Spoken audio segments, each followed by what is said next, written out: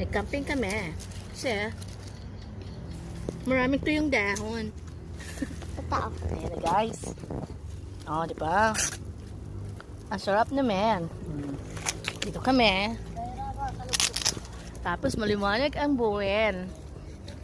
Ang saya-saya, di ba guys? O yan, lumakas na siya. Masyado na siya mainit. Hindi na tayo makaupo dito. Layo-layo. Ang cute. Siyempre. Dapat may marshmallow eh. Sarap. Ang sarap ng tambayan namin. Ay, ginalagyan pa naman. Sabi niyo yung mga stick na yan, no? Para Tapos, kung bigla ko hotdog, yung jambong hotdog. ang ganda ng buwan. Dito maganda magluto marshmallow eh. Oo. Ah, Lagyan niyo yung bali-bali nila. ang lakas ng trip namin, dalawa. Hindi pa namin dalawa. Ang dami namin. Oy, upuan ko yan. Masugat ka ate ha. Nung nakaraan pa tayo dito eh. Wala pa na si Kitty dito. Yan. O, diba? Dito lang kami.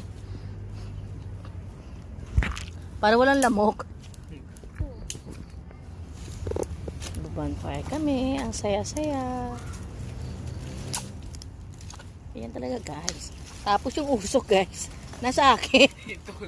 Feeling ko naman. Tinapangabot ko dito. Tapos nandito kami sa ilalim ng mangga. Hindi na makita guys. Saya. Si Madam. Laki kasi siyang kogyo.